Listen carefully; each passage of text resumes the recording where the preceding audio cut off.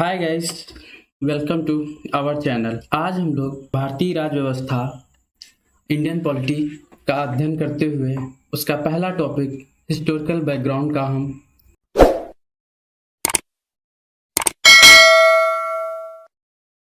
Background के बारे में जानेंगे कि हमारे संविधान की नींव कहाँ से पड़ी थी और उसके क्या कारण थे, क्या उसका इतिहास रहा संविधान के। इन सभी चीज़ों के बारे में हम जानेंगे और साथ ही साथ ये भी जानेंगे कि इस टॉपिक से रिलेटेड ये क्वेश्चंस जो हैं किस प्रकार से आ सकते हैं, क्योंकि जितनी इम्पोर्टेंस थ्योरी होती है किसी पार्टिकुलर चैप्टर की, उससे भी जरूरी ये होता है कि उस थ्योरी से रिलेटेड हम क्वेश्चन की कितनी प्रैक्टिस कर रहे हैं।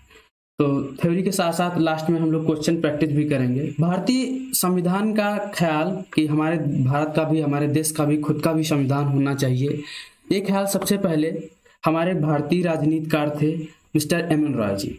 तो ये बात उन्होंने जो है सबसे पहले पॉइंट आउट किया कि हमारे देश का खुद का भी एक संविधान होना चाहिए जिसको हम लोग खुद गवर्न करें। एक चाहिए संविधान होना चाहिए जिसको हम लोग खुद गवर्न करें। तो ये सबसे पहले ख्वाब एम एन रॉय जी ने, या ये बात या यूं कह लिया जाए कि सबसे पहले इस चीज़ का प्रस्ताव एम एन रॉय जी ने ही रखा। हालांकि उसके बहुत लगभग में मान के चलिए 12 साल के बाद जो है इस सभा का गठन हुआ, वो भी 1946 में। मतलब एम एन रॉय जी ने ये बात 1934 में कही थी और इस सभा का गठन 1946 में हुआ था। तो एम एन रॉय ही वो पहले व्यक्ति थे जिन्होंने जो है इस बात का प्रस्ताव रखा कि हमारे देश का खुद का भी एक संविधान होना चाहिए। अब बात करते हैं, शुरू से बात करते हैं कि जो एक्चुअल रूल हुआ था, जो रूल्स बनकर आए थे, वो कहाँ से उसकी नींव पड़ी।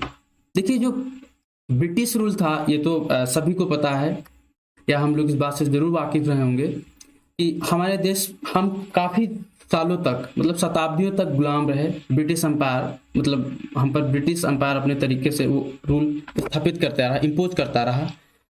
तो देखा जाए, अगर उनके नियमावली को देखा जाए तो दो सेक्शनों में, हम अगर सही से देखें तो एक दो सेक्शनों में उनकी नियमावली नजर आ रही है। एक तो कंपनी रूल और बाद में क्राउन रूल। कंपनी रूल का मतलब क्या हुआ, भारत गुलाम हुआ तो उसकी नींव कहाँ से पड़ी, जब ईस्ट इंडिया कंपनी स्थापित हुई। तो शुरुआत में ये जो रूल थे कुछ ईस्ट इंडिया कंपनी ही बनाकर आती थी, तो इसीलिए ये जो रूल बनाए गए थे, तो ये कौन से रूल थे, द रेगुलेटिंग एक्ट और पिट्स इंडिया एक्ट और चार्टर एक्ट और चार्टर एक्ट 2, ये कंपनी के द्वारा बनाए गए। फिर इसके बाद इस साइड आगे से क्या होता है, लगभग 1885 से मान लीजिए, लगभग में या उससे पहले ही मान लीजिए, क्राउन रूल चालू हो जाता है। तो आखिर ऐसा क्या हुआ जो ये कंपनी रूल से क्राउन रूल पे पहुंच गए। देखो, कंपनी रूल 1853 तक चार्टर एक्ट तक दिखाई दे रहा है। उसके बाद जो है एक ऐसी घटना होती है, उसके बाद एक साल भी पड़ता है 1857, जिसमें स्वतंत्रता संग्राम हुआ था। उसने उस ब्रिटिश रूल को इतना ज्यादा हिला दिया था कि कानून बनाने के लिए कंपनी को ओवरटेक करना पड़ा वहां के ब्रिटिश रूल को। जो पहले यहाँ हमारे भारत में जो ईस्ट इंडिया कंपनी थी वही सारे रूल बनाती थी, लेकिन प्रथम स्वतंत्रता संग्राम के बाद तो अंदाजा लग गया था कि भारतीयों की ताकत भी कुछ है। तो उन्होंने कहा इनको गवर्न करना कंपनी के बस की बात नहीं है, इनको अगर गवर्न करना होगा तो हमारी गवर्न करेगी। तो फिर वहाँ की पार्लियामेंट भी मतलब यहाँ के रूल वहाँ के पार्लियामेंट से भी लगभग पास होने लगे। तो इसीलिए हम दो सेगमेंटों में देखेंगे कि शुरुआत में देखेंगे कंपनी रूल।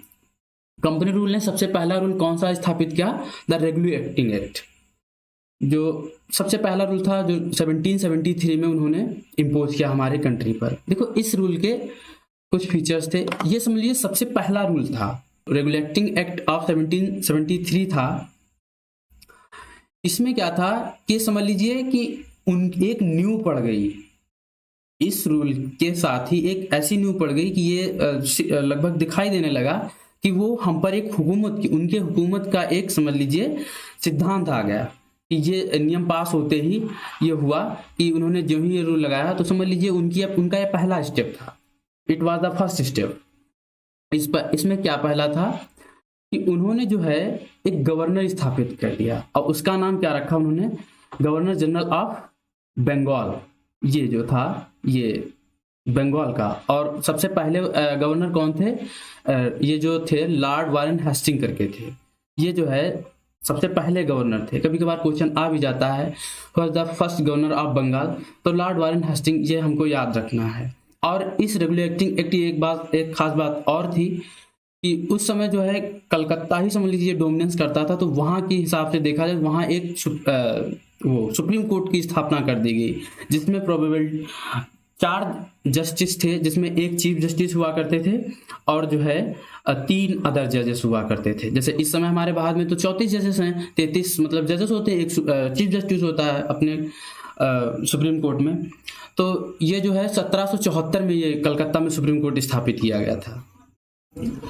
और इसमें क्या था कि जो ब्रिटिश कंपनी थी वो क्या देखती थी, हमारे यहाँ रेवेन्यू और सिविल एंड मिलिट्री अफेयर्स देखने लगी थी। मतलब जो सामाजिक तौर पे थे और सैनिक तौर पे थे और जो आय थी, ये सभी चीज़ें जो है रेगुलेटिंग एक्ट के थ्रू कंपनी देखने लगी। मतलब ये सब कंपनी की देख रेख में होने लगा। हालांकि ये देखिए, ये इंग्लिश में इधर टाइप है, इसकी हिंदी टाइपिंग पड़ी हुई है, आप लोग हिंदी वाले बच्चे इससे भी ले सकते हैं। फिर अगला एक्ट आया रेगुलेटिंग एक्ट, कुछ हद तक सफल भी हुआ, कुछ हद तक नहीं असफल हुआ। अब फिर उसके बाद आया पिट्स इंडिया एक्ट 1784 में। इसमें क्या हुआ, इसमें बहुत एक और अजीब सा रूल हुआ कि जहाँ जहाँ मतलब वैसे तो पहले इस एक्ट से पहले वो जो लैंड थी वो तो इंडिया की ही बोली जाती थी, लेकिन ये रूल ज्यों ही पास हुआ तो जहां पर ये हुआ होता था तो उसको बोलते थे मतलब ब्रिटिश पोजीशन इन इंडिया, मतलब ब्रिटिश अधिकृत भारत। जो भी जमीन होती थी उसका नया नाम दे दिया जाता था ब्रिटिश अधिकृत भारत, जो समझ लीजिए बहुत ही सुनने में एम्बैरसिंग लगता है, बहुत खराब लगता था। या अभी भी आप महसूस कर सकते हैं, हम लोग महसूस कर सकते हैं कि जब ये ऐसी देश की जमीन को किसी दूसरे के देश के नाम से जोड़कर जाना जाए तो बहुत ही अजीब लगता था। और ये जो था British government was given the supreme control over company affair and it's administration. उन्होंने क्या किया, वो जो कंपनी थी उसको सारे अफेयर एक तरीके से एडमिनिस्ट्रेशन पूरा दे दिया कि आप चलाइए, वहाँ शासन कीजिए। कंपनी अब कंपनी ना रहकर समझ ले शासन कंपनी हो गई, वो शासन करने लगे इन्हीं नियमों के द्वारा, और हम ठहरे भारतीय मूक दर्शक बनकर ये सब देखते रहे। इसके बाद अगला एक्ट आया चार्टर्ड एक्ट ऑफ 1833। ये एक समझ लीजिए एक ऐसा एक्ट था जिससे जो है समझ मान के चलिए हर हालत में न्यूज़ ही पड़ गई कि अब तो मतलब नियम जो है उन्हीं लोगों के चलेंगे। ये समझिए फाइनल स्टेप था उन लोगों का। इसमें उन्होंने क्या किया कि जो पहले देखो जो रेगुलेटिंग एक्ट था उसमें गवर्नर उन्होंने बंगाल का बनाया। अब क्या किया, जो वारेन हेस्टिंग बने हुए थे, अब क्या क्या उसी गवर्नर को, जो गवर्नर थे जनरल गवर्नर ऑफ बंगाल, उनका नाम बदलकर अब समझ लो उन्हीं को क्या एक उपाधि दे दी, गवर्नर जनरल ऑफ इंडिया। उन्होंने कह दिया, मतलब नियमावली में उन्होंने परिवर्तन करते हुए यह बात कही कि जो बंगाल के गवर्नर थे वो अब समझ लो पूरे भारत के गवर्नर के नाम से जाने जाएंगे। एक ऐसी समझ लो, और उनके हाथ में क्या आ गई थी, सिविल और मिलिट्री पावर। जो सबसे कोई भी कंट्री हो उसकी सबसे मूलभूत चीज यही होती है, मिलिट्री पावर। देखिए अभी म्यांमार में मिलिट्री पावर, मिलिट्री ने तख्ता पलट कर दिया। ऐसे ही देखिए तालिबान का एक किस्सा है, ये भी मिलिट्री ने तख्ता पलट कर दिया। तो किसी भी देश का है सबसे अहम पावर क्या होता है, मिलिट्री पावर। अगर किसी देश को आपको गवर्न करना है तो सबसे सिंपल सा काम है, उसकी मिलिट्री पावर आपके हाथ में हो जाए तो उसको गवर्न करने में कोई मुश्किल बात होती ही नहीं है, क्योंकि सिविलियंस उतना वो इफेक्टिव नहीं हो सकते हैं कंपेयर टू मिलिट्री। तो फिर क्या किया उन्होंने, चार्टर्ड एक्ट ऑफ 1833 में उन्होंने जो बंगाल के गवर्नर थे उनको एज ए समझ लीजिए जनरल गवर्नर ऑफ इंडिया घोषित कर दिया गया, और उनके हाथ में सिविल और मिलिट्री पावर दोनों आ गई। और जनरल गवर्नर ऑफ इंडिया हमारे कौन थे, लॉर्ड विलियम बेंटिंग। और क्या हुआ, अब ईस्ट इंडिया कंपनी जो थी वो कॉमर्शियल नहीं बची, ये भी जाने वाली कॉमर्शियल नहीं बची। अब वो प्योरली समझ लीजिए कि वो बिजनेस खत्म करके एडमिनिस्ट्रेशन ही करने चल, मतलब शासन करना उसका काम हो गया। और सिविल सर्विस के एग्जाम करवाते थे, जो आजकल जैसे हमारा एग्जाम होता है आईएएस पीसीएस के लिए, यूपीएससी, देखिए शायद आप लोग भी प्रिपरेशन कर रहे होंगे। तो जो उस समय था चार्टर्ड एक्ट में ये आया तो सर्विस कमीशन, लेकिन उसमें ये था प्रावधान कि भाई किसी भी जनपदीय सेवा में एडमिनिस्ट्रेशन सर्विस में भारतीय अप्लाई नहीं कर सकते हैं। मतलब हमारा ही देश है और हमारे यहाँ के जो उच्च दर्जे के अधिकारी होंगे वो हम ही नहीं बन सकते। मतलब भारत का देश में भारत के उच्च अधिकारी भारतीय नहीं होंगे। नहीं, कितनी अजीब सी विडंबना थी, लेकिन हम लोग ठहरे वही मूक दर्शक बनकर देखते रहे, क्योंकि शिक्षा नहीं थी उस समय और चीज़ों से मतलब भी नहीं था। तो इंग्लिश का PDF ये हिंदी में भी है, बाइलिंगुअल है, आप लोग हिंदी विद्यार्थी इसे। फिर उसके बाद क्या हुआ, चार्टर्ड एक्ट ऑफ 1833 के बाद एक आया चार्टर्ड एक्ट ऑफ 1853। 1853 में भी एक चार्टर एक्ट आया। तो ये क्या था, जहां पर हाँ एक बहुत अच्छा काम हुआ। देखो क्या हुआ कि उसमें अभी पिछला चार्टर एक्ट क्या था, 1833 था, और ये चार्टर एक्ट क्या हुआ, 1853। देखो इसमें सबसे अहम काम क्या हुआ कि लेजिस्लेटिव बॉडी और एग्जीक्यूटिव बॉडी के फंक्शन को अलग कर दिया गया। ऐसा देखो इसलिए हुआ, जो चार्टर एक्ट 1833 था उसमें क्या हुआ, एडमिनिस्ट्रेशन सर्विस डाल दी गई और भी सारे काम हुए, उसमें इंडियंस थे भी नहीं, क्योंकि जेन्युइन सी बात है कार्यभार तो बढ़ता चला गया होगा। अब उस कार्यभार को संभालने के लिए उन्होंने क्या किया, 2 बॉडीज अलग बना दी, लेजिस्लेटिव बॉडी अलग बना दी, एग्जीक्यूटिव बॉडी अलग बना दी, एग्जीक्यूटिव, ताकि जो है काम जो है आसानी से स्मूथली सारा काम चल सके।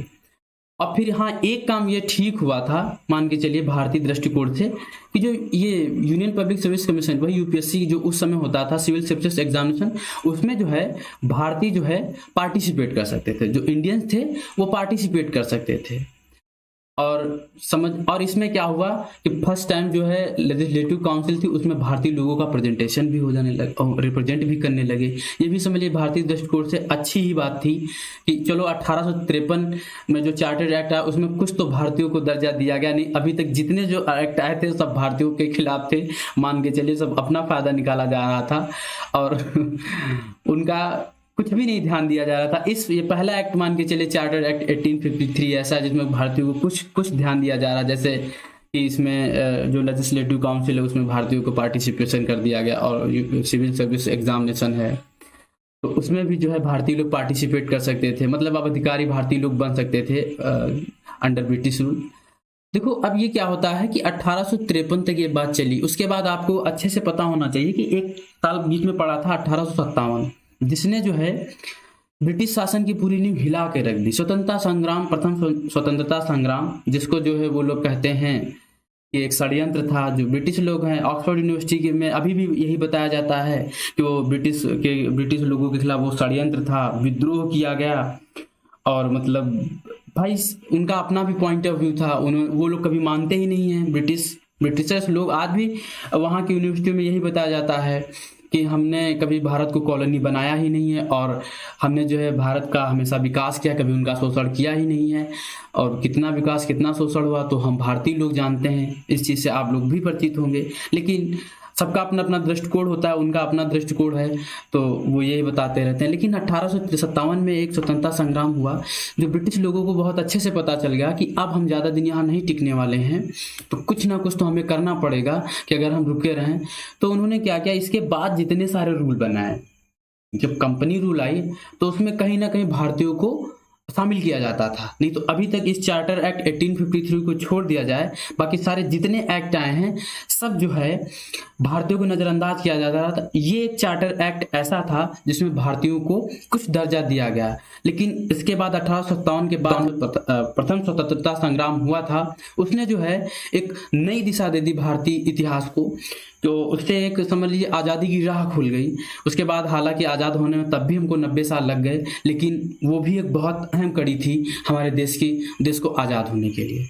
तो उसके बाद क्या हुआ कि क्राउन रूल आ गया। द क्राउन रूल का मतलब, क्राउन रूल से आप एक बात समझिए कि इसी दौरान महारानी विक्टोरिया भी आई रही होंगी, तो वहीं से नाम ले लिया गया। क्राउन का मतलब क्या, वहाँ तो आज भी राजकुमारी राजा लोग होते हैं, तो वही सब अपना क्राउन, इसीलिए आप उसी से आइडिया लगा सकते हैं कि ये जो क्राउन रूल है ये सब वहाँ की गवर्नमेंट के द्वारा रूल लाए गए थे। यहाँ इससे पहले क्या रूल होते थे, सारी यहाँ की कंपनी बनाती थी। हालांकि उसको पावर वहाँ से ब्रिटिश पार्लियामेंट दे रखी थी, ब्रिटिश गवर्नमेंट ने पावर उसको वहाँ से दे रखी थी कि आप वहाँ रूल बनाइए। लेकिन क्या हुआ कि स्वतंत्रता संग्राम, प्रथम स्वतंत्रता संग्राम 1857 के बाद उनको पता चल गया कि भैया कंपनी आप जो है साइड में बैठिए, आपके उसका कुछ भी काम नहीं है, ये भारतीय लोग हैं, अब चुके हैं जाग, हालत खराब कर देंगे, अब तुम गवर्न नहीं कर पाओगे, अब जो है हम ही इस देश को एडमिनिस्ट्रेट करेंगे। तो जो है फिर वो वहां से अपने संसद से, जो उनका था the house of Commons I think नाम लेते हैं आज भी, जैसे हमारे यहाँ संसद का नाम पार्लियामेंट है, उनके यहाँ का जो संसद है उसको हाउस ऑफ कॉमन्स बोलते हैं, वहां से सारे नियम पारित होकर आने लगे। तो क्राउन रूल में पहला रूल आया government of India act of 1858। देखिए हमने क्या बताया था कि अब जो एक्ट आएंगे इसके बाद से वो उसमें भारतीय लोगों की कुछ ना कुछ तो डोमिनेंस रहेगी, इसीलिए ये देखो ये एक ऐसा रूल था जिसमें जो है act of good government of India, इसमें जो है भारतीयों को कुछ ना कुछ पार्टिसिपेशन दी जाने लगी। क्या हुआ, अब जो इसमें एक ये काम कर दिया गया, सिर्फ नहीं कुछ नहीं, नाम बदल दिया गया। तो गवर्नर जनरल ऑफ इंडिया होता था, उसका नाम बदल के वाइसरॉय ऑफ इंडिया रख दिया गया। तो आप यहां से भी एक क्वेश्चन बनता है, who is the first viceroy of India, Bharat का पहला वाइसरॉय कौन था? तो आपको याद रखना है लॉर्ड कैनिंग करके एक थे पर्सन, भारत के पहले जो है वाइसरॉय थे, भारत के पहले वाइसरॉय थे, लॉर्ड कैनिंग थे पहले वायसरॉय, क्योंकि एक्चुअली ये वायसरॉय और कोई पद नहीं था, ये जो पहले देखो सबसे पहला पद इसका क्या था, जनरल गवर्नर ऑफ बंगाल, उसका नाम बदल के क्या कर दिया गया, गवर्नर जनरल ऑफ इंडिया। अब इसका नाम बदलकर क्या कर दिया गया, वायसरॉय ऑफ इंडिया, सिर्फ नाम ही बदले गए हैं, हालांकि काम में भी परिवर्तन हुआ होगा, ऐसा तो है ही नहीं। तो इस एक्ट में सबसे अहम बात क्या थी, गवर्नर का नाम बदलकर वायसरॉय कर दिया गया, तो लॉर्ड कैनिंग थे, ये भी कई बार एग्जाम में आया हुआ क्वेश्चन है। तो हाँ, इसमें एक काम और अहम हुआ था कि it ended double government rule, मतलब इसमें जो है दोहरा शासन बिल्कुल पूरी तरीके से खत्म, सिंगल शासन, मतलब वन डायमेंशन में अब गवर्न किया जाएगा बॉडी को। उसके बाद एक रूल और आया, इंडियन काउंसिल एक्ट ऑफ 1861। इसमें जो है एक चीज ये होने लगी कि इस एक्ट में एक नया प्रावधान ये आया कि भारतीयों ने जाहिर सी बात है बहुत जबरदस्त मांग उठाई होगी कि आप हमारे लिए नियम बना देते हैं और हमको पता भी नहीं चलता है, आप हमसे राय भी नहीं पूछते हैं, और अगर नियम हमारे लिए बना रहे हैं तो कुछ हमारी भी तो उसमें भागीदारी होनी चाहिए कि आप नियम बना रहे हैं, जो आपके मन में आएगा वो नियम बना देंगे। तो उसके बाद ये मांगे उठी होंगी, तो हालांकि उसके बाद इंडियन काउंसिल एक्ट 1861 में ये बात जो है क्या एक्ट में सबसे इंपॉर्टेंट बात रही थी कि ये रहा था कि इस एक्ट में ये बता दी गई थी या लिख दी गई थी कि आगे से जो भी रूल बनेंगे, मतलब इस देश को चलाने के लिए या इस संघ को चलाने के लिए आगे व्यवस्था बनेगी, उसमें भारतीयों की प्रतिनिधि या भागीदारी जरूर होगी, उसमें भारतीय जरूर शामिल होंगे। चलो, मतलब ये उन्होंने प्रस्ताव रखा। इस एक्ट में ये बात अच्छी रही कि अब से जो नियम बनेंगे उसमें भारतीयों का भी राय मशविरा या उनका जो है एडवाइस जरूर ली जाएगी। तो इस एक्ट की सबसे खास बात यही थी। फिर इसके बाद एक एक्ट और आता है, इंडियन काउंसिल एक्ट ऑफ 1919। ये थोड़ा एक विवादित एक्ट माना जाएगा, जो अगर आज हम एज ए इंडियन सोचे तो इस एक्ट को कभी किसी सूरत हाल में हम लोग देखना नहीं चाहेंगे। कि ये जो एक्ट था ये एक तरीके से बिल्कुल जातिवादी एक्ट था। चीज और अच्छी हुई थी कि जो वाइसरॉय काउंसिल थी, एग्जीक्यूटिव काउंसिल थी, उसमें जो है भारतीय लोग शामिल हो सकते थे। इससे पहले क्या था, इस एक्ट से पहले जो एक्ट था हमारा 1909, इस एक्ट से पहले क्या था, जो इंडियन काउंसिल एक्ट था, इस एक्ट से पहले क्या था, जो वायसरॉय की एग्जीक्यूटिव काउंसिल होगी उसमें कोई भी इंडियन पार्टिसिपेट नहीं कर सकता था। लेकिन इस एक्ट के बाद उसमें ये संशोधित कर दिया गया कि भाई वायसरॉय एग्जीक्यूटिव काउंसिल में इंडियन भी शामिल होंगे। और श्याम प्रसाद सिन्हा जी हमारे पहले भारतीय थे जो है उसमें वायसरॉय एग्जीक्यूटिव काउंसिल में शामिल हुए थे। ये भी याद रखने वाला क्वेश्चन है। और इसमें एक खास बात और ये थी जो बहुत ही एज ए इंडियन इस समय आप बिल्कुल भी नहीं चाहेंगे कि ऐसे किसी तरीके की नियमों की नियमावली बने। उस समय ये नियम था कि मुस्लिम वोटर्स मुस्लिम कैंडिडेट को ही वोट करेंगे। मतलब पूरी तरीके से ये एक्ट था जो कम्युनल एक्ट था, पूरी तरीके से जातिवाद भरा हुआ था। इसमें यह प्रावधान था कि मुस्लिम वोटर जो हैं मुस्लिम ही अपना मुस्लिम प्रतिनिधि अपना चुनेंगे। समझ रहे हैं? तो ये था। तो ये इस तरीके से हम लोग बोल सकते हैं कि जो ये मार्लो मिंटो रिफॉर्म्स था। अच्छा हाँ, इस एक्ट का एक दूसरा भी नाम है, इंडियन काउंसिल एक्ट को बोलते हैं मार्ले मिंटो रिफॉर्म्स।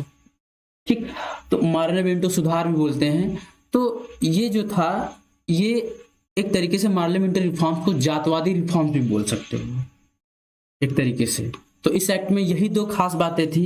पहली बात क्या थी कि वायसराय एग्जीक्यूटिव काउंसिल में हमारे मतलब भारतीय उसमें शामिल हो सकते थे, जिनको जिसमें शामिल होने वाले थे हमारे प्रथम भारतीय श्याम प्रसाद सिन्हा जी। और ये था कि ये एक दूसरा कम्युनल एक्ट था इसमें कि मुस्लिम वोटर जो होंगे अपना मुस्लिम प्रतिनिधि ही चुनेंगे, जो ये कतई एज ए इंडियन हम बिल्कुल नहीं चाहेंगे कि कोई जो है जात के नाम पर कोई किसी को चुने।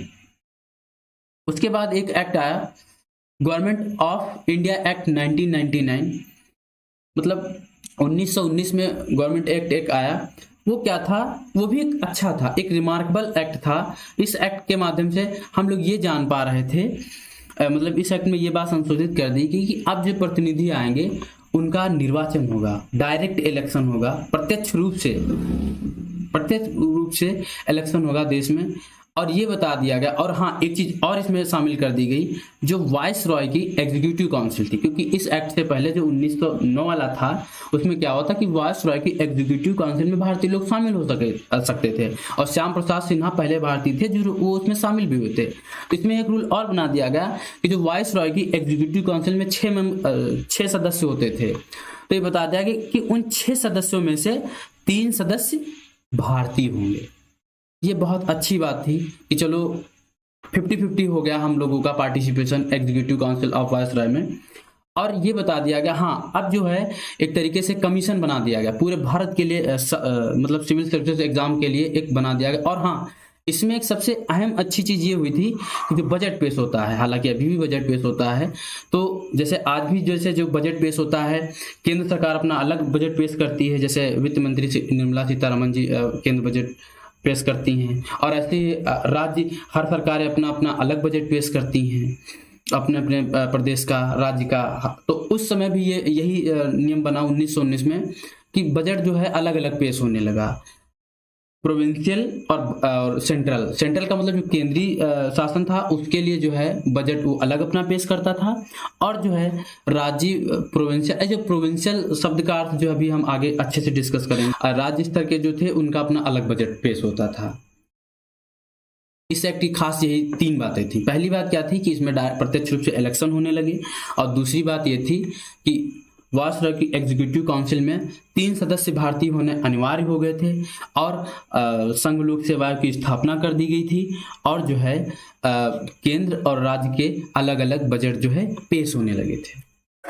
उसके बाद एक अगला एक्ट आया government of India act of 1935, one of the prestigious act, इसको इस तरीके से मान सकते हैं कि उस समय जब ये एक्ट 1935 में आया तो इसमें 321 सेक्शन और 10 शेड्यूल्स थे। जो हमारा वर्तमान संविधान है, जो प्रेजेंट कॉन्स्टिट्यूशन है, इसमें से बहुत सारे अप्रॉक्सिमेटली 200 सेक्शंस जो हैं, आर्टिकल्स जो हैं, इसी गवर्नमेंट एक्ट ऑफ इंडिया 1935 से लिए गए हैं। आप समझ सकते हैं ये बहुत ब्रॉड था। जो गवर्नमेंट एक्ट ऑफ इंडिया था ये सबसे ब्रॉड एक्ट था उस समय का, और इतना ब्रॉड था कि 321 सेक्शन थे इसमें और 10 शेड्यूल्स थे, सूचियां थी।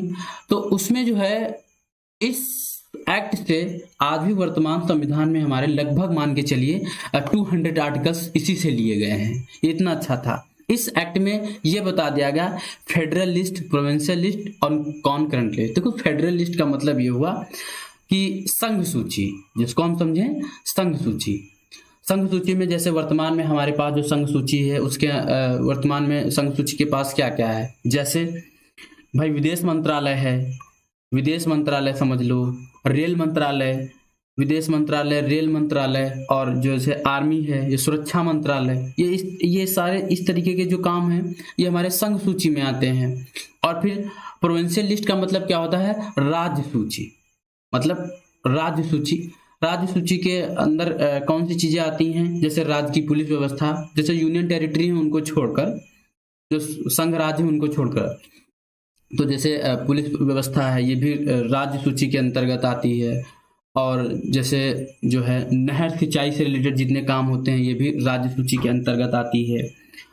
और जो है मतलब भू राजस्व जो होता है वो भी राज्य सूची के अंतर्गत आता है।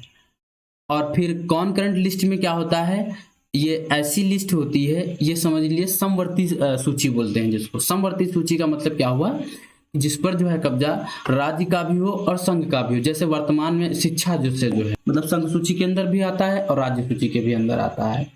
और जैसे रोड टैक्स हो गया, इसको भी 2 जगह से कैटेगराइज किया गया है। तो उस समय ये प्रावधान उसी समय था कि जो है हमारे देश में 3 टाइप से जो भी नियम थे या लिस्टें थी, 3 टाइप से जारी की गई थी। पहला क्या था, संघ सूची, जिसको फेडरल लिस्ट बोलते हैं, प्रोविंशियल लिस्ट बोलते हैं, और समवर्ती सूची हो जाएगा। अच्छा, अब एक चीज हम लोग इसमें समझते हैं, एक्ट में क्या हुआ। इस एक्ट से पहले पुणे के जेल में महात्मा गांधी जी की और B.R. अम्बेडकर जी की एक मुलाकात हुई थी 1932 में। तो वहाँ पर अम्बेडकर जी ने जो है ये प्रस्ताव रखा कि जो डिप्रेस्ड क्लास हैं, हरिजन लोग हैं, उनको इलेक्शन में वोट करने का राइट दिया जाए, या जो है और भी चीज़ें की जो अधिकार थे वो मांग रहे थे। जो औरतें थीं और जो कमज़ोर लोग थे, वर्कर थे, उनके अधिकार की बात, इलेक्शन में पार्टिसिपेशन और वोट डालने का अधिकार, इन सभी चीज़ों की बात करने लगे। तो कुल मिला के वो जो है हरिजनों के पक्ष में थे और उनके इलेक्शन आरक्षण की बात कर रहे थे। तो उसका एक बहुत नाम दिया जाता है पूना पैक्ट एग्रीमेंट या पूना समझौता। किसके, कभी कभी ये क्वेश्चन आता है कि पूना पैक्ट का समझौता किसके किसके बीच हुआ था। तो आपको ये बात संज्ञान में रखनी, याद रखना है कि डॉक्टर भीमराव अम्बेडकर और महात्मा गांधी जी के बीच पूना पैक्ट समझौता हुआ था। और कभी कभी ये क्वेश्चन आ जाता है कि पूना पैक्ट समझौते में क्या था। तो आपको ये बात याद रखना है कि जो डिप्रेस्ड क्लास, जो मतलब नीचे जाति के लोग थे, हालांकि ये कहना नहीं चाहिए लेकिन उस समय यही प्रावधान था, जो नीची जात के लोग जो होते हैं और जो औरतें थीं और जो लेबर वर्कर थे, उनका जो है समाज में स्थान कोई बहुत अच्छा नहीं था। तो जो है उनको जो है मान सम्मान दिलाने के लिए भीमराव अम्बेडकर जी ने जो है ये समझौता किया। हालांकि इसमें कुछ विवाद भी थे, हमको उन विवादों से पढ़ने की कोई ज़रूरत नहीं है। We are the student and हमको अपने एग्ज़ाम पे फोकस करना चाहिए। और उसमें चीज़ों में एक चीज़ और अच्छी हो गई थी, जो टोटल पॉपुलेशन थी उसमें से 10% लोगों को ही वोट देने का अधिकार था। अभी भी समझिए, तब भी हम अच्छा मान रहे उस समय के हिसाब से। सोचे कि 100 लोगों में सिर्फ 10 ही % लोग वोट दे सकते हैं। अब वही भाई जिनका समाज में डोमिनेंस ज़्यादा अच्छा रहा होगा, वही उन्हीं को अधिकार मिले होंगे। अभी तो उस समय की बात होगी, तो हालाती परिस्थितियाँ जान रहे होंगे, लेकिन जो नियम पढ़ने में आ रहे हैं वो सुनकर समझकर तो यही आ रहा है। तो उस समय जो था सिर्फ 10% लोगों को वोट देने का अधिकार था। हाँ, इस नियम में जो एक्ट था 1935 वाला, इसमें एक सबसे अच्छी चीज हुई थी कि हमारी RBI, reserve bank of India की स्थापना हो गई थी। तो कभी कभी क्वेश्चन आ सकता है कि RBI की स्थापना कब हुई थी। हालांकि जो मॉडर्न RBI उसमें कुछ मॉडर्नीकरण हुआ है, लेकिन जो है ये फैक्ट है कि जो RBI की, रिजर्व बैंक ऑफ इंडिया, जो इस समय भी है, जो भारतीय रिजर्व बैंक की जो स्थापना जो है 1935 में government of India act of 1935 के अंतर्गत हुआ था।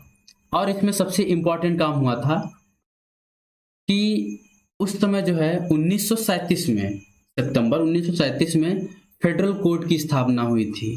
फेडरल कोर्ट का मतलब क्या हुआ, जो वर्तमान में हमारी सुप्रीम कोर्ट है, दिल्ली में उसकी इस चीज़ की स्थापना होती है। आप ये समझने वाली बात है कि जो है एक तो सुप्रीम कोर्ट अभी जब शुरुआत में था 1773 में, जब रेगुलेटिंग एक्ट आया था, तो वहाँ भी तो सुप्रीम कोर्ट की स्थापित, देखो वो कोलकाता में स्थापित हुआ था। तो उस समय हमारा जो था, उस समय मेन डोमिनेंस था कोलकाता। लेकिन उसके बाद जो अब इस समय डोमिनेंस हमारा, मान के चलिए राजधानी का कार्यभार किसके पास था, दिल्ली स्थानांतरण हो गया था सब। तो ये चीज़ें थी कि सुप्रीम कोर्ट उस समय अच्छा फेडरल कोर्ट बोला जाता था। तो फेडरल कोर्ट की जो स्थापना हुई थी वो कब हुई थी, 1937 में, या यूँ कह लीजिए वर्तमान में जो है हम इसको ये बोल सकते हैं जो सुप्रीम कोर्ट है उसकी स्थापना कब हुई थी, 1937 में। और किसके अंतर्गत हुई थी, government of India act of 1935 के अंतर्गत हुई थी। फिर इसमें जो है बहुत हद तक भारतीयों की डोमिनेंस बढ़ती चली गई। उसके बाद जो हमारा एक एक्ट आता है, इंडियन इंडिपेंडेंट एक्ट ऑफ 1947 जो है, ये एक वो एक्ट था जिसको जो है हर भारतीय को बेसब्री से इंतजार था। और हम लोग भी आज भी इसी का पर्व मनाते हैं। 15 अगस्त, हर साल हम लोग 15 अगस्त को पर्व मनाते हैं। 15 अगस्त को कुछ और नहीं हुआ था, बस ये जो एक्ट, इंडियन इंडिपेंडेंट एक्ट जो था 1947, ये लागू हो गया था। तो ये लागू होते ही समझ लिया आधिकारिक तौर से हम लोग स्वतंत्र हो गए थे। तो ये हम स्वतंत्र हो गए थे और सोवरन कंट्री हो गए थे। सोवरन कंट्री का मतलब प्रभुता संपन्न। प्रभुता संपन्न का मतलब क्या हुआ कि जैसे जो है हमारा जो देश का मामला होगा उसको हम खुद ही सॉल्व करेंगे। किसी दूसरे देश की हस्तक्षेप करने की जरूरत नहीं है। हम अपने सभी निर्णय खुद शामिल कर लेंगे। जैसे कि उदाहरण के लिए, जैसे हमारे घरों में कोई प्रॉब्लम हो रही होती है तो हमारे उस प्रॉब्लम का सॉल्यूशन जो होता है वो घर के मुखिया के पास होता है। घर का मुखिया जैसे निर्देश देगा वैसे होगा। किसी दूसरे बाहर के घर वाले का कोई अधिकार नहीं कि वो हमारे घर में आके इंटरफेयर करे। ऐसे ही सोवरेन का मतलब क्या हुआ कि उसका मतलब ये हो गया कि हमारा जो देश भारत देश है, इसका जो होगा निर्देशन हमारे देश का जो सुप्रीम लीडर होगा उसके अकॉर्डिंग होगा, और किसी बाहरी देश की इंटरफेयर करने की किसी प्रकार की कोई जरूरत नहीं है। और हम पूरी तरीके से प्रभुता संपन्न है, हम अब खुद सक्षम हैं सभी चीज़ों को करने में। ये भी था स्वतंत्रता के साथ साथ। इसका मतलब क्या हुआ कि एक तरीके से हम प्योरली इंडिपेंडेंट हो गए। लेकिन इस एक्ट में कुछ फीचर्स थे। अब देखो, देश आज़ाद तो हो गया, लेकिन आज़ादी के साथ, आज़ादी की खुशी के साथ साथ एक दुख भी आया। वो क्या था कि भारत के जो है दो टुकड़े होने लगे। भारत जो है दो संघों में बट गया। और वो कौन से थे संघ? इंडिया और पाकिस्तान। उस समय जब देश हमारा आज़ाद हुआ तो हमारी आज़ादी के जश्न था ही, लेकिन एक दुख का कारण भी था कि हमारा देश जो है दो टुकड़ों में बट गया। अच्छा, उसका बटने का क्या था? ये किसके अकॉर्डिंग बटा था? जून 3 प्लान करके था। मतलब 6 जून 1947 को लॉर्ड माउंटबेटन करके थे, उन्होंने जो है ये प्लान बनाया। इसीलिए बोलते हैं जून 3 प्लान। क्या था? Lord Mountbatten. ये लॉर्ड माउंटबेटन ही थे जिन्होंने जो है प्रस्तावित ये पास किया कि भारत जो है दो टुकड़ों में बटेगा, इंडिया और पाकिस्तान। और ये भी बता दिया गया इस इंडिपेंडेंट एक्ट में, देखो इस इंडिपेंडेंट एक्ट में देश आज़ाद, मतलब ये क्या बताया गया कि भाई 1947 में जो हमारा भारतीय स्वतंत्रता एक्ट पारित हुआ, लागू हो गया, उसी दिन से हम स्वतंत्र हो गए। आखिर ऐसा इस एक्ट में क्या लिखा था कि हम वो लागू होते ही हम आज़ाद हो गए? अब ये तो कोई था नहीं भाई। पहला इसमें क्या था कि भारत के दो टुकड़े होंगे। ये तो आज़ादी का कोई सेंस नहीं है, बस ये तो बंटवारे का सेंस हो गया। देखो इसमें सबसे अहम बात क्या थी कि पहले वाइसरॉय जो अपॉइंट होता था वो ब्रिटिश लोग अपॉइंट करते थे। जिसको चाहते थे उसको जो है अपॉइंट कर देते थे अपनी मनमर्जी से। अब ये इस एक्ट में लिख गया था कि जो भारत का वाइसरॉय होगा वो भारतीयों की सलाह पर नियुक्त किया जाएगा। हालांकि नियुक्त कौन करेगा? ब्रिटिश के राजा। इसका मतलब क्या हुआ? इस बात का एक दूसरा मतलब निकला कि मतलब सलाह तो जरूर भारतीयों की रहेगी, लेकिन वो अपॉइंट नहीं कर सकते। इसका मतलब क्या हुआ कि जब संविधान लागू हुआ, इंडिपेंडेंट एक्ट ऑफ 1947 जब लागू हुआ तो उस समय हम पूर्ण रूप से आजाद नहीं थे, क्योंकि जो वाइसरॉय अपॉइंट तो हमारी सलाह पे होता था, लेकिन हम अपॉइंट कर नहीं सकते थे। उसका रीजन, मतलब इसका मतलब क्या हुआ कि हम पूर्ण रूप से आजाद नहीं थे। इसका मतलब क्या हुआ कि 1947 में जो हम आज़ाद हुए थे वो एक्चुअली आज़ाद नहीं हुए थे। हम ब्रिटिश की कॉलोनी से हटकर एक डोमिनियन स्टेटस हमको मिल गया था। वो डोमिनियन स्टेटस कब तक हमारे पास रहा था? 26 जनवरी 1950 तक। जिस दिन वो लागू हुआ, 26 जनवरी 1950 में जिस दिन हमारा संविधान लागू हुआ, उस दिन से प्योरली हम सोवरेन कंट्री हो गए थे और हम रिपब्लिक हो गए थे। तब हम पर किसी तरीके का कोई जोर दबाव किसी के हक में नहीं रहते। अच्छा, डोमिनियन का मतलब क्या होता है? डोमिनियन का मतलब क्या होता है ये कि जैसे कोई नियम हो, मतलब कहने के तौर पर, जैसे एक उदाहरण दे रहे हैं, इसको पॉलिटिकल एंगल से ना देखा जाए।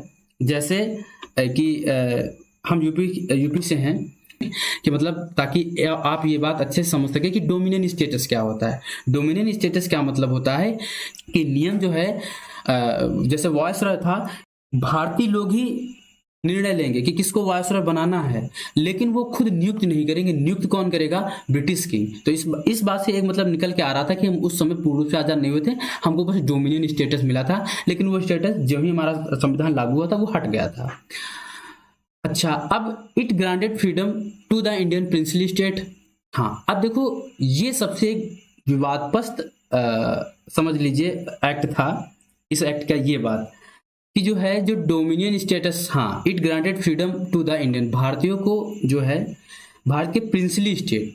प्रिंसली स्टेट क्या होता है आपको एक्सप्लेन कर रहे हैं। तो मतलब ये बताया गया, देखो इस नियम में ये लिखा था, इंडियन इंडिपेंडेंट एक्ट ऑफ 1947 में ये एक बात लिखी थी कि जो प्रिंसली स्टेट है। प्रिंसली स्टेट का मतलब क्या हुआ?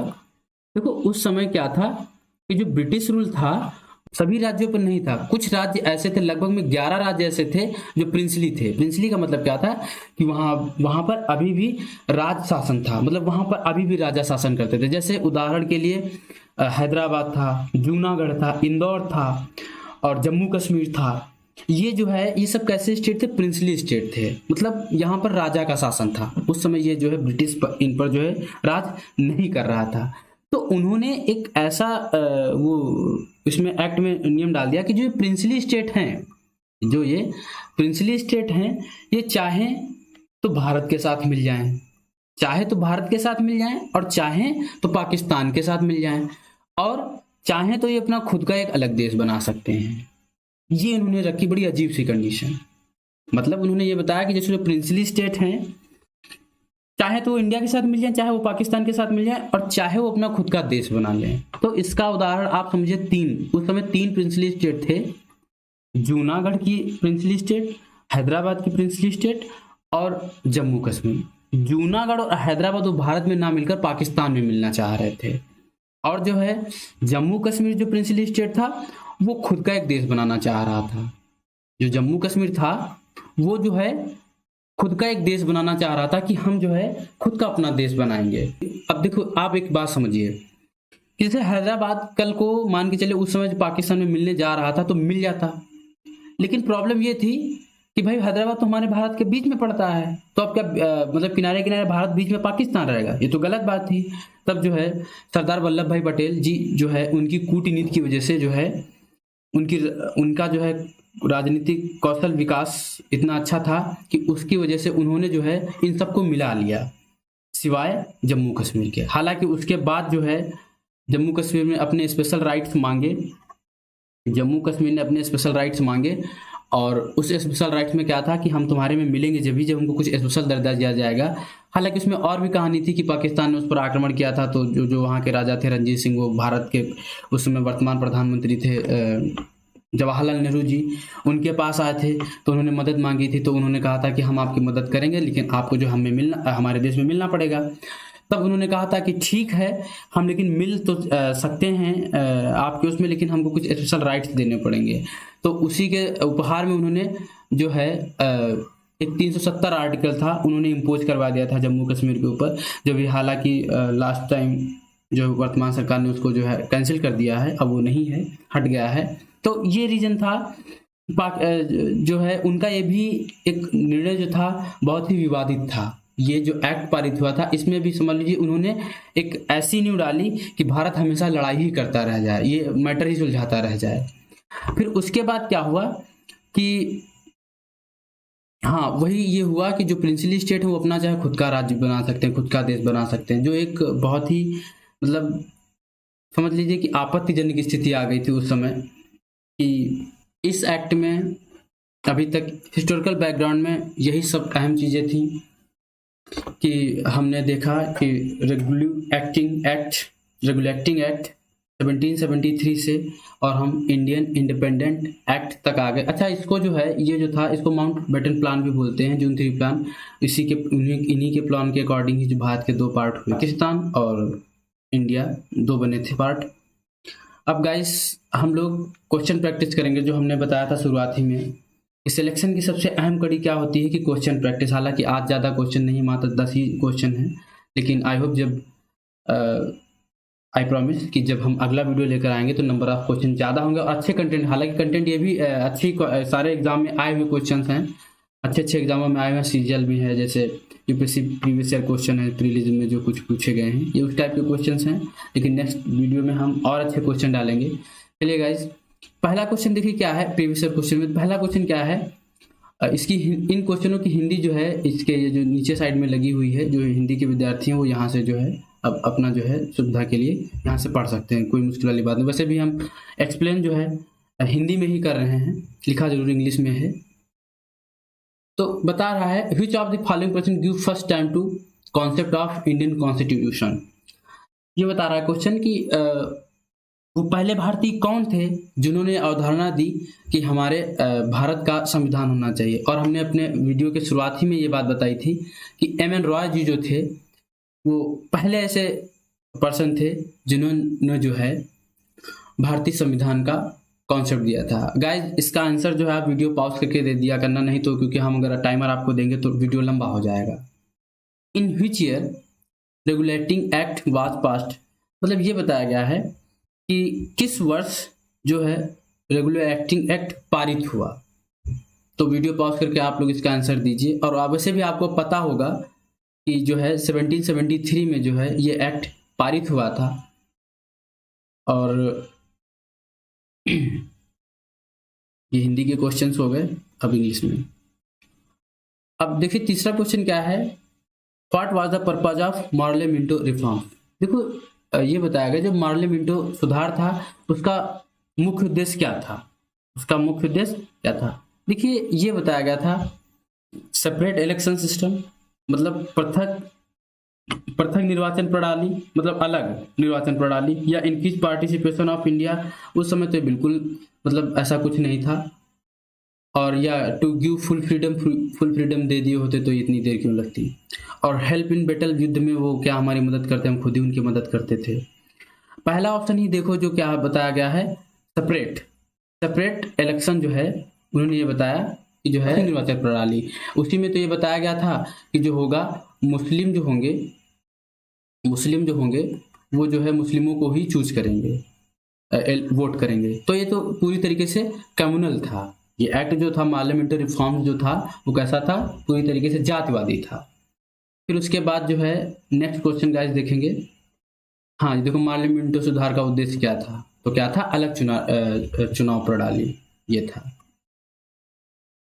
उसके बाद जो है ये बताएगा in which of the following reforms to give separate election system to Muslims. अभी बताया जस्ट कि जो है मार्ले मिंटो रिफॉर्म जो 1909 में आया था, मतलब मार्ले मिंटो सुधार जो था उसी ने जो है मुस्लिमों के लिए अलग निर्वाचन प्रणाली जो है स्थापित की थी।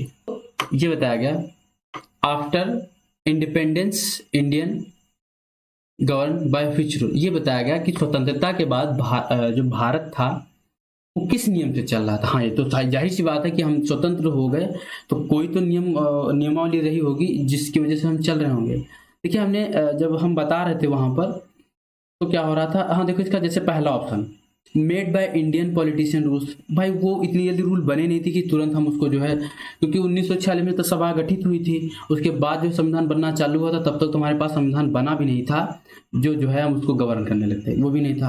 अकॉर्डिंग टू इंग्लैंड कॉन्स्टिट्यूशन, भाई हम उनके हिसाब से क्यों चलाएंगे, देश हमारा है, नियम हम अपने बनाएंगे, अपने हिसाब से चलाएंगे, उनके नियम से क्यों चलाएंगे। और अमेरिका का कॉन्स्टिट्यूशन वो भी हम उनको क्यों लेंगे, अमेरिका का क्यों संविधान, हमसे कोई वो नहीं था। उस समय क्या था, हम जब उस समय बता रहे थे, जब इसको एक्सप्लेन कर रहे थे तो उसमें हमने बात बताई भी थी कि government of India act of 1935 इतना इंपॉर्टेंट था जिसमें 321 वो थे सेक्शन थे और 10 शेड्यूल्स थे। उसमें इतना इंपॉर्टेंट था कि आज भी उस जो वर्तमान संविधान उसमें से जो है आज भी जो है 200 के आसपास आर्टिकल लिए गए। तो उस समय जो था ये जो है भारतीय अधिनियम 1935 के तहत गवर्न किया जा रहा था।